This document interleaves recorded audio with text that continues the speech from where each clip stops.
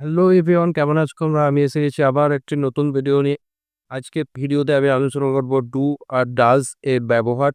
তো ভিডিওটি শুরু করার আগে যারা নতুন আছো তারা আমার চ্যানেলটি সাবস্ক্রাইব করে নাও, পাশে থাকা বেল আইকনটি প্রেস করে রাখো যাতে নতুন ভিডিওর নোটিফিকেশন তোমরা পেয়ে যাও। তাহলে শুরু করা যাক আজকের এই ভিডিও।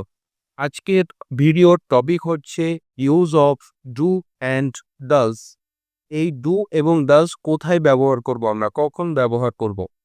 তো সর্বপ্রথম ডু এবং ডাজকে ব্যবহার করা হয় কোনো সেন্টেন্সকে নেগেটিভ করার জন্য, অথবা কোনো সেন্টেন্সকে প্রশ্নবোধক কোশ্চেন করার জন্য, সেটাকে কোশ্চেনে রূপান্তর করার জন্য ডু এবং ডাজের ব্যবহার করা হয়।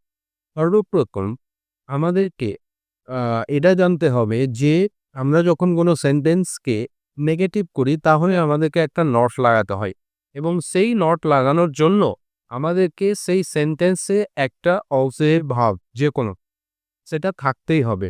এখানে সেগুলোকে অপারেটর বলা হয়। সেই অপারেটরগুলো ইংলিশ গ্রামারে 24 অপারেটরস আছে, 24টি অপারেটর যা তাদের পরে নট ব্যবহার করতে হেল্প করে।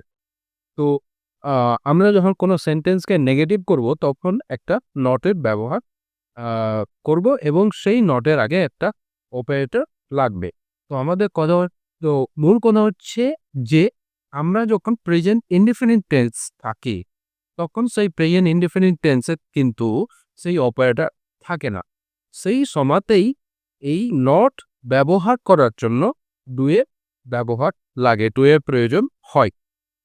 তো তোমরা দেখতেই পাচ্ছ এই যে এখানে আই ইট রাইস, এটা হচ্ছে একদম সিম্পল প্রেজেন্ট টেন্স। এই টেন্সে অপারেটর থাকে না, অ্যামিজার ওয়াজওয়ার এগুলো কোনো কিছু থাকে না।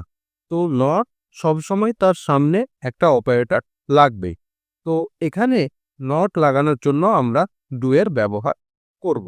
তাহলে I do not it rice, তাহলে এটা হলো I do not eat rice, এটা হলো নেগেটিভ। এটা হলো নেগেটিভ। তো নেগেটিভ করার জন্য আমাদেরকে ডু এর ব্যবহার লাগবে। তাহলে সিম্পল প্রেজেন্ট টেন্সে যেহেতু কোনো অপারেটর থাকে না, তাই সেই নট লাগালে আমি যদি নট ব্যবহার করি তাহলে তার আগে অবশ্যই আমাকে একটা অপারেটর লাগবে। কিন্তু একদম সিম্পল প্রেজেন্ট টেন্সে সেই অপারেটরগুলো থাকে না, তাই নট এর জন্য, নট ব্যবহারের জন্য আমাদেরকে তার সামনে একটা ডু লাগাতে হবে। এবং কোশ্চেন করার জন্য অপারেটরকে সামনে নিয়ে যেতে হয়, সাবজেক্টের সামনে নিয়ে যেতে হয়।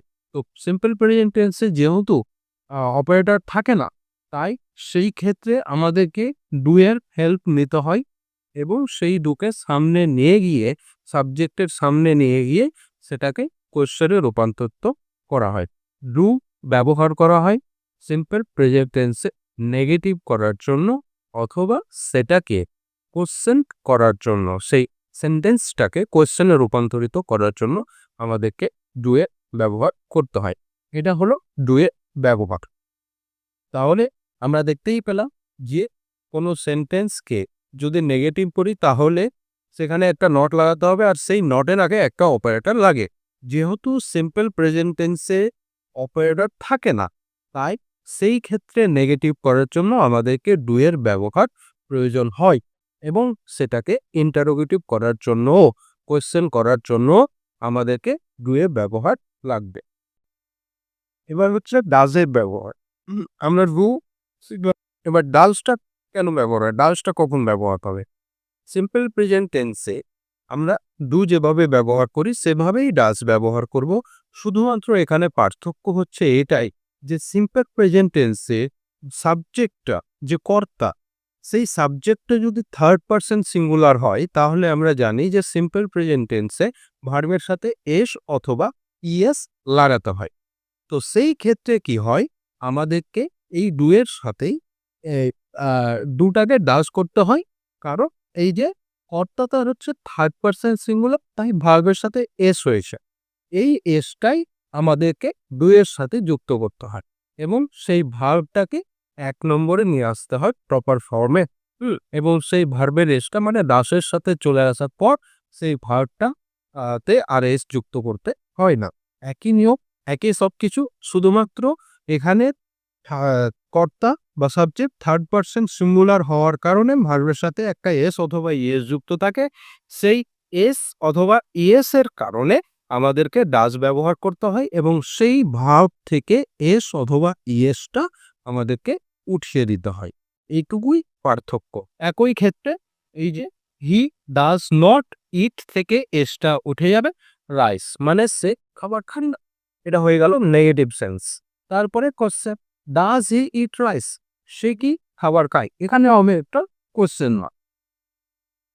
ডাজ হি ইট রাইস, তাহলে ইটের এসটা ডু এর সাথে চলে আসবে এবং ইটটা এসটা উঠে যাবে।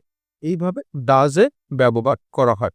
তাহলে আশা করি তোমরা বুঝতে পেরেছো। আজকের ভিডিও এখান পর্যন্তই। তাহলে তোমরা দেখতেই পেলে যে ডু এবং ডাজের ব্যবহার কোথায় করা হয়। সিম্পল প্রেজেন্ট টেন্সে অপারেটর না থাকার কারণে নট লাগালে অপারেটর প্রয়োজন, কিন্তু সিম্পল প্রেজেন্ট টেন্সে অপারেটর থাকে না, তাই ডু অথবা ডাজের সাহায্য নিতে হয়। আশা করি তোমরা বুঝতে পেরেছো। তাহলে আজকের ভিডিও এখান পর্যন্তই। ভালো থেকো, সুস্থ থেকো। আবার আসছি নতুন ভিডিও নিয়ে।